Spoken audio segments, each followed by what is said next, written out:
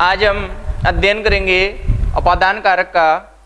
अब तक हम अध्ययन कर चुके हैं कर्ता कारक का, कर्म कारक का, कारण कारक का और संप्रदान कारक का। आज हम अपादान कारक में देखेंगे पंचमी विभक्ति को। अपादान कारक क्या होता है, हम इस पे ऊपर चर्चा करेंगे। एक सूत्र है ध्रुवम अपाये अपादानम। ये सूत्र कहता है कि अपादान क्या होता है। दो वस्तु है, दो वस्तु में जब पृथक्करण होता है तो वहां पर जो स्थिर होता है उस स्थिर रहने वाले को अपादान माना जाता है। जैसे मान लीजिए मेरे हाथ में ये कलम है और मैंने हाथ से पकड़ रखी है, तो जब ये कलम गिरेगी हाथ से तो कलम अलग हो जाएगी हाथ से, और हाथ भी कलम से अलग हो गया और कलम भी हाथ से अलग हो गई। लेकिन स्थिर कौन है? हाथ। तो इस हाथ को हम क्या मानेंगे? अपादान मानेंगे। तो जो स्थिर रहता है उसे अपादान मानते हैं। जैसे पेड़ से पत्ता गिरता है तो पत्ता पेड़ से जब अलग होगा तो स्थिर कौन होगा? पेड़ होगा। तो पेड़ को हम क्या मानेंगे? अपादान मानेंगे। पेड़ तो गिरा नहीं, पेड़ अपने स्थान पर अवधिभूत है, स्थिर है, निश्चित है। तो अलग होने के अर्थ में जो स्थिर है, अवधिभूत है, उसे अपादान कहा जाता है। और अपादान में पंचमी विभक्ति होती है। आइए उदाहरण देखते हैं और समझते हैं इसे और विस्तृत तरीके से। हमारे सामने सूत्र दे रखा है ध्रुवम अपाये अपादानम। इसमें पहला पद है ध्रुवम। ध्रुवम का तात्पर्य होता है ध्रुवम अर्थात अवधिभूत सीमा। अवधिभूत अर्थात निश्चित या स्थिर। दूसरा पद है अपाय। अपाय अर्थात विश्लेष या पृथक यानी अलग होना। तो विश्लेष पृथक अलग होने के अर्थ में जो अवधिभूत है, जो निश्चित है, उसे अपादान कहेंगे। और उस अपादान में अपादान संज्ञा होगी और अपादान ने पंचमी से वहां पर पंचमी विभक्ति लगेगी। आ गया समझ में? अब उदाहरण देखो। पहला उदाहरण है बालक ग्रामाद आगच्छति। बालक गांव से आता है, तो बालक गांव से आ रहा है तो गांव से बालक अलग हो गया, गांव अपनी जगह ही है, गांव तो नहीं आ रहा बालक के साथ में। तो अवधिभूत कौन होगा? ग्राम पद हो गया। तो ग्राम पद में इस ध्रुवम अपाये अपादानम से अपादान संज्ञा होकर के क्या होगी? अपादान संज्ञा। अपादान संज्ञा, अपादान संज्ञा हो गई ग्राम पद की, और इस अपादान पंचमी से पंचमी विभक्ति हो जाएगी और वाक्य बनेगा बालक ग्रामाद आगच्छति। तो इन दिन वाद होगा बालक गांव से आता है। ये वाक्य बन गया। दूसरा वाक्य देखो वृक्षात पत्रम पतति। पेड़ से पत्ता गिरता है, तो पेड़ से पत्ता गिरा तो पेड़ अपनी जगह स्थिर है, अवधिभूत है, तो उसको अपादान माना जाएगा। और इस सूत्र से अपादान संज्ञा हो जाएगी वृक्ष पद की, और अपादान पंचमी से अपादान संज्ञा होने वाले पद की में पंचमी विभक्ति हो जाएगी। तो अनुवाद होगा पेड़ से पत्ता गिरता है। यह वाक्य बन गया। तीसरा वाक्य देखो दावते अस्वाद बालक पतति। दौड़ते हुए घोड़े से बालक गिरा। तो घोड़ा दौड़ रहा है, बालक गिर गया, बालक के साथ में घोड़ा नहीं गिरा, बालक अपनी जगह स्थिर, वो घोड़ा अपनी जगह स्थिर है और बालक गिर गया। तो ये अपादान संज्ञा हो जाएगी अश्व पद की इस सूत्र से। और जिसकी अपादान संज्ञा हो गई उसमें पंचमी विभक्ति हो जाएगी। और ये विशेषण है तो ये विशेषण के अनुसार चलेगा, तो इसमें भी पंचमी हो गई। तो वाक्य बना दौड़ते हुए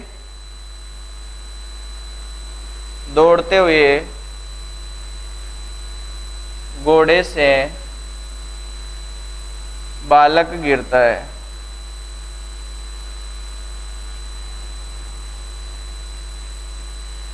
ये वाक्य बन गया।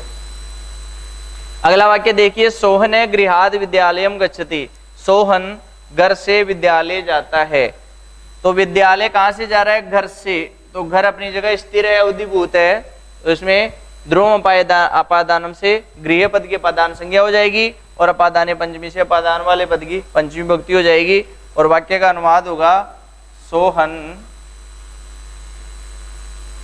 घर से विद्यालय जाता है। विद्यालय जाता है। अगला वाक्य देखिए, सुरेश नगरिया आगच्छति। सुरेश नगरी से आता है। तो कहां से आ रहा है? नगरी से। नगरी से पृथक हो रहा है तो अवधिभूत नगरी हो गई, तो नगरी पद की अपादान संज्ञा होगी, पंचमी विभक्ति हो जाएगी। और वाक्य का अनुवाद होगा सुरेश नगरी से आता है। अंतिम वाक्य देखिए, स्कंदात पुत्र पतति। कंधे से पुत्र गिरता है। तो यहाँ पर देखिए, जब कंधे से पुत्र गिरा तो कंधा अपनी जगह स्थिर है, तो स्कंद पद की अपादान संज्ञा हो जाएगी सूत्र से, और अपादान पंचमी से पंचमी विभक्ति लगेगी। तो हमारा वाक्य बनेगा स्कंद से अर्थात कंधे से पुत्र गिरता है। तो आपने देखा सभी वाक्यों में अपादान किस स्थिति में होता है और कैसे इसमें पंचमी विभक्ति होती है। इसमें अगला सूत्र है भीत्रार्थानाम भय हेतु। वो सूत्र कहता है कि एक दूसरे अर्थ में भी अपादान संज्ञा होती है। अब अलग अलग अर्थ में अपादान होगी कि कहाँ कहाँ अपादान होती है, फिर वहां पर अपादान पंचमी से जो अपादान हो जाएगा उसमें पंचमी विभक्ति लग जाएगी। तो हमारे सामने नेक्स्ट जो सूत्र है, अगला जो सूत्र है उसका नाम है भीत्रार्थानाम भय हेतु। भीत्रार्थानाम भय हेतु। यह सूत्र कहता है कि भयार्थक और त्राणार्थक धातु के योग में अपादान संज्ञा होती है भय के हेतु की। भयार्थक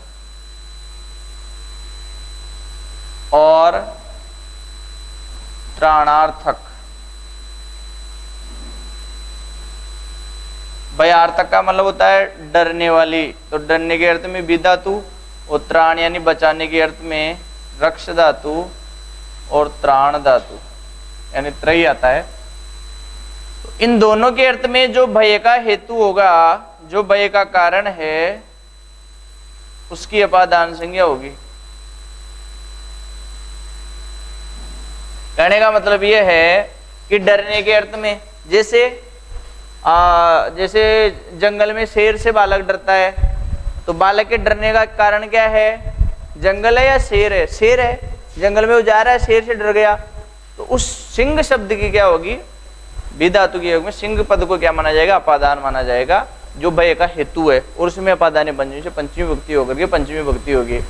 और एक होती है रक्षा करने के अर्थ में, तो जिससे रक्षा किया जाए, जैसे चोर से बचाता है या राक्षस से किसी को बचाता है या सिंह से बचाता है, तो जिससे बचाया जा रहा है उसे भी अपादान मानेंगे। तो यहाँ पर भी धातु में और रक्ष और त्राण धातु के अर्थ में जो भय का हेतु है उसकी अपादान संज्ञा होगी और पंचमी विभक्ति होगी। आइए उदाहरण देखते हैं। चोराद त्रायते, एक उदाहरण है चोराद त्रायते। दूसरा उदाहरण है हमारे सामने सिंगाद बिबेती। चोर से बचाता है, तो किससे बचा रहा है? चोर से। तो चोर पद क्या हो गया? अपादान हो गया, उसमें पंचमी विभक्ति हो जाएगी। तो अनुवाद होगा चोर से बचाता है। इसी प्रकार सिंगाद बिबेती, शेर से डरता है, तो डरने का कारण क्या है? सिंह। तो यह अनुवाद होगा सिंह से डरता है। तो देखिए डरने का भी कारण सिंह है और बचाने, जिससे बचाया जाता है, चोर से बचाता है। इसी प्रकार दैत्यात हरि रायते, राक्षस से हरि रक्षा करते हैं। तो हरि किससे रक्षा कर रहे? राक्षस से। हैं? किससे बचा रहे हैं? राक्षस से। त्रायते या रक्षति, एक ही बात है। तो यहाँ पर जो है जिससे बचाया जा रहा है उस पद में अपादान संज्ञा होगी, पंचमी विभक्ति हो जाएगी, तो दैत्य पद की पंचमी विभक्ति हो जाएगी, दैत्याद बनेगा और अनुवाद होगा हमारा राक्षस से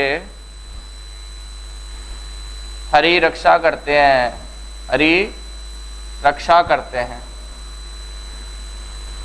इस प्रकार से ये वित्रार्था नाम भय हेतु है, ये दो अर्थ में अपादान संज्ञा करता है और पंचमी विभक्ति होती है। अगला सूत्र है जनी कर्तु प्रकृति, जनी कर्तु प्रकृति, ये भी क्या करता है, अपादान संज्ञा करता है, किस अर्थ में करता है, आइए देखते हैं।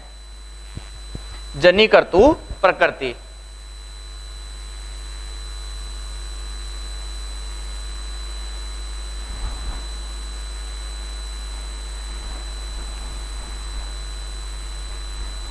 ये सूत्र कहता है कि जाय मानस्य हेतु, जाय मानस्य हेतु, अर्थात उत्पन्न होने का जो कारण है, जिससे उत्पन्न हो रहा है, जिससे उत्पन्न हो रहा है उसकी अपादान संज्ञा हो जाएगी और पंचमी विभक्ति हो जाएगी उसके। जैसे ब्रह्मण प्रजाः प्रजायन्ते, अर्थात ब्रह्म से प्रजा उत्पन्न होती है, ब्रह्म से प्रजा उत्पन्न होती है। तो ध्यान दीजिए यहां पर उत्पन्न होने का कारण क्या है, ब्रह्म जी। तो यहां पर जो ब्रह्म पद है इसकी अपादान संज्ञा होगी, पंचमी विभक्ति होती है और वाक्य बनता है ब्रह्मणे प्रजाः प्रजायन्ते। दूसरा उदाहरण देखिए, गोमयात् वृश्चिक जायते, गोबर से बिच्छू पैदा होता है, तो बिच्छू पैदा होने का कारण क्या है, गोबर। तो गोबर पद में अर्थात गोमय पद में अपादान होकर के पंचमी विभक्ति होगी और अनुवाद होगा हमारा गोबर से बिच्छू उत्पन्न होता है। इसी प्रकार अन्य उदाहरण देखिए, कामात क्रोध जायते, कामात क्रोध जायते अर्थात काम से क्रोध पैदा होता है। तो क्रोध पैदा होने का कारण क्या है, काम। तो काम पद में अपादान संज्ञा होगी, पंचमी विभक्ति होगी और वाक्य का अनुवाद होगा काम से क्रोध उत्पन्न होता है, काम से क्रोध उत्पन्न होता है। तो इस प्रकार से जनिकर्तु प्रकृति सूत्र से जिससे उत्पन्न हुआ जाए उसकी अपादान संज्ञा होती है और पंचमी विभक्ति होती है।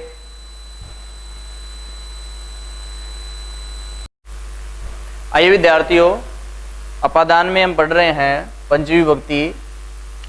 घृणा और आलस्य अर्थ में भी पंचमी विभक्ति होती है। घृणा के लिए जुगुप्सा का प्रयोग किया जाता है, जुगुप्स धातु का, और आलस्य के अर्थ में प्रमाद का प्रयोग किया जाता है। देखिए इनके अर्थ में भी जिससे घृणा की जाए और जिससे प्रमाद किया जाए अर्थात आलस्य किया जाए वहां पर अपादान होकर पंचमी विभक्ति होती है। तो बालक पाप से घृणा करता है, यहाँ पर पाप पद पाप से घृणा कर रहा है, तो कारण क्या है घृणा करना का, पाप। तो ये जो पाप पद है इसमें पंचमी विभक्ति होकर के बनेगा पापाद और हमारा अनुवाद होगा बालक पाप से घृणा करता है, बालक पाप से घृणा करता है। पुनः दूसरा वाक्य देखिए, बालक अध्ययन से आलस्य करता है। तो आलस्य का प्रमाद करने का कारण क्या है, अध्ययन। तो अध्ययन पद में यहाँ पर पंचमी विभक्ति होकर के बनेगा बालक अध्ययन से आलस्य करता है। बालक अध्ययन से आलस्य करता है। पुनः घृणा और आलस्य के अर्थ के बाद के में एक सूत्र आता है आख्यातोपयोगे। आख्यातोपयोगे, ये सूत्र क्या कहता है देखिए, मैं सूत्र यहां लिख देता हूं, ध्यान दीजिए। आख्यातोपयोगे,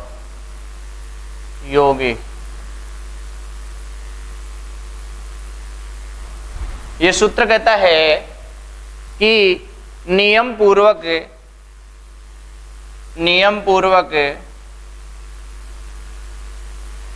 विद्या स्वीकारे। नियम पूर्वक जिनसे विद्या का ग्रहण किया जाए उसमें पंचमी विभक्ति होती है अपादान होकर के। अर्थात जैसे हम विद्यालय में जाकर के पढ़ते हैं अध्यापक से, तो हम नियम से पढ़ते हैं जाकर के, नियम पूर्वक समय पर जाते हैं, समय पर कालांश होता है, समय पर अध्यापक आते हैं और समय पर हमारी कक्षा होती है। तो नियम पूर्वक किसी भी विद्या का अर्जन किया जाए तो वहाँ पर जिससे अध्ययन किया जाता है, जैसे गुरु से अध्ययन किया जा रहा है, अध्यापक से अध्ययन किया जा रहा है, उसमें अपादान होकर पंचमी विभक्ति होती है। उदाहरण के लिए एक वाक्य देखते हैं, गुरोहो बालक अधीते। गुरु से बालक पढ़ता है, अध्ययन करता है, तो यहाँ नियम पूर्वक पढ़ रहा है, तो यहाँ पर गुरु पद में आख्यातोपयोगी सूत्र से अपादान हो गया पंचमी विभक्ति हो जाएगी। इसी प्रकार बालक अध्यापकात्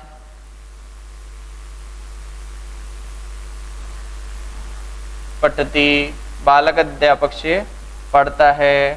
तो अध्यापक से बालक जो है वो नियम पूर्वक पढ़ रहा है, इसलिए यहाँ पर पंचमी विभक्ति हो जाएगी और वाक्य बनेगा हमारा बालक अध्यापक से पढ़ता है। आइए आगे चलते हैं। एक अलग अर्थ में और पंचमी विभक्ति होती है। सूत्र है हमारे सामने, सूत्र है भुवः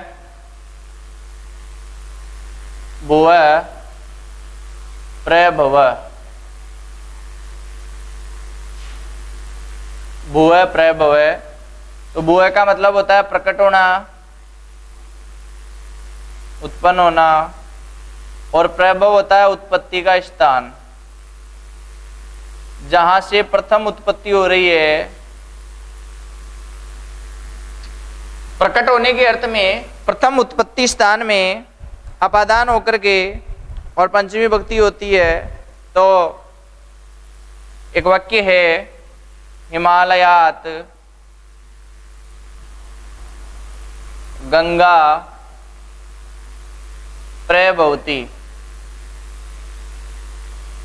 हिमालय से गंगा निकलती है या बहती है। तो देखो गंगा बह रही है तो प्रथम उद्गम स्थल जो है वो क्या है, हिमालय। हिमालय से गंगा बहती है या निकलती है, तो हिमालय जो है ये उत्पत्ति स्थान हो गया, प्रथम उद्गम स्थल हो गया। इसलिए इसमें भुवः प्रभव सूत्र से अपादान संज्ञा हो गई और फिर इसमें पंचमी विभक्ति हो जाती है। तो इसका अनुवाद होगा हिमालय से गंगा निकलती है। हिमालय से गंगा निकलती है। हिमालयात गंगा प्रभवती। इसी प्रकार एक अन्य उदाहरण देखिए, यज्ञाद भवती पर्जन्य। अर्थात यज्ञ करने से बारिश होती है, यज्ञ करने से वर्षा होती है। तो मुख्य उद्गम स्थल क्या है, बरसात कैसे होती है, यज्ञ करने से बारिश होती है। तो यज्ञ प्रथम उद्गम स्थल है, तो यहाँ पर यज्ञ पद की अपादान संज्ञा हो जाएगी भुवः प्रभव से और पंचमी विभक्ति हो जाएगी अपादानी पंचमी से, और हमारा अनुवाद होगा यज्ञ से पर्जन्य अर्थात वर्षा होती है। एक श्लोक आता है, यज्ञात भवति पर्जन्य, पर्जन्याद अन्न संभव है। तो यज्ञ से वर्षा होती है और वर्षा होने से फिर अन्न संभव होता है, किसान खेती करता है और अन्न उत्पादन करता है। इसके अलावा आप ध्यान दीजिए, दिशा सूचक पदों के अर्थ में भी पंचमी विभक्ति होती है। दिशा सूचक,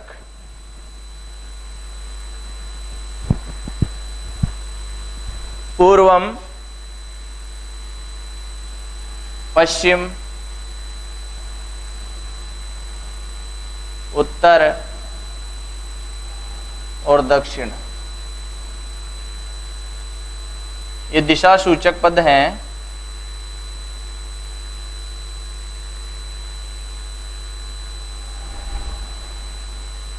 इनके योग में भी पंचमी विभक्ति होती है, जैसे ग्रामाद,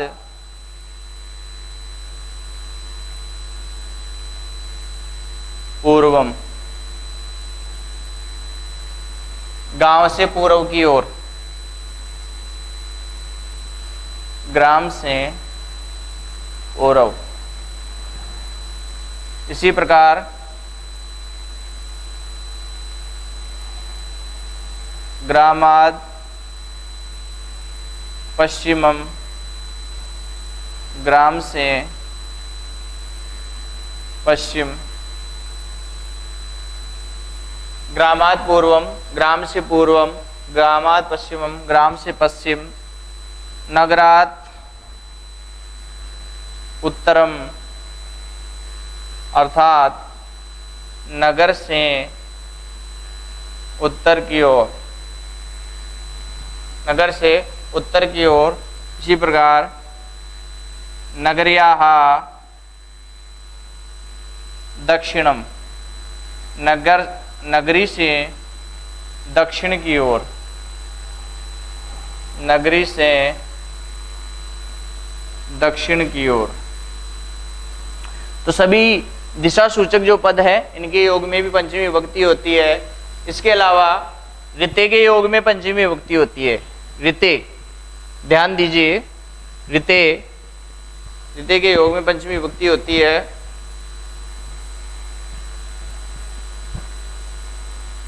देखो, ऋते का मतलब होता है बिना, ऋते का मतलब होता है बिना।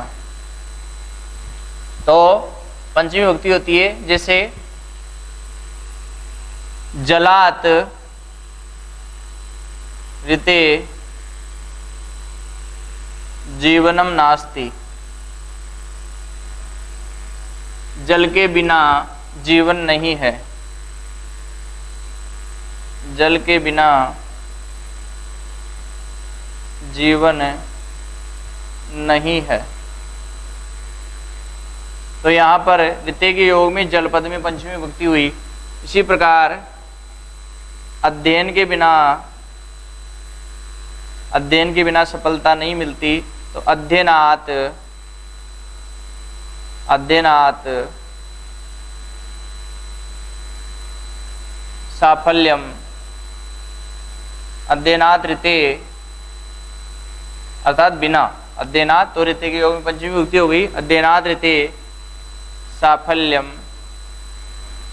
न लभते। इसी प्रकार ऋते ज्ञानात् नास्ति मुक्ति, ऋते ज्ञानात् नास्ति मुक्ति, ज्ञान के बिना मुक्ति नहीं है। तो यहाँ देखिए, ज्ञान के बिना, तो ऋते के योग में ज्ञान पद में पंचमी विभक्ति हुई, यहाँ ऋते के योग में अध्ययन पद में पंचमी और ऋते के योग में जल पद में पंचमी हुई। और ऋते का अर्थ होता है बिना, इसके योग में पंचमी विभक्ति होती है। ध्यान दीजिए, इस बिना के अर्थ में और भी एक पद आता है जिसका प्रयोग होता है, उसे बिना बोलते हैं, बिना। और बिना का अर्थ भी होता है बिना ही। तो ऋते के योग में तो केवल पंचमी विभक्ति होती थी, और इस बिना के अर्थ में द्वितीया विभक्ति, तृतीया विभक्ति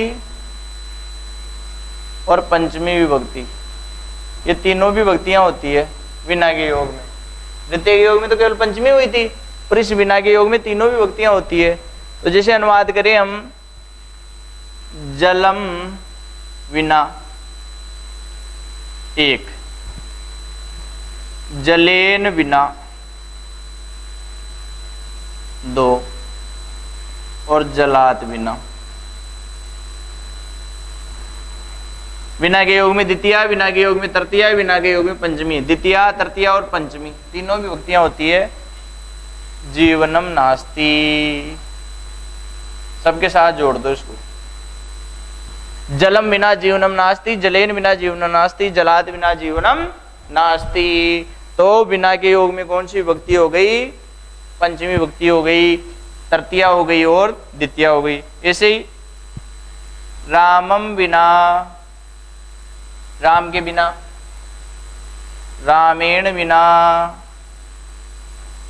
राम के बिना, और रामात बिना। रामम बिना, रामेण बिना, रामात बिना मुक्ति नास्ति, मुक्ति नहीं है। तो राम के बिना, राम पद में द्वितीया भी होती है, तृतीया भी और पंचमी किसके योग में? बिना के योग में।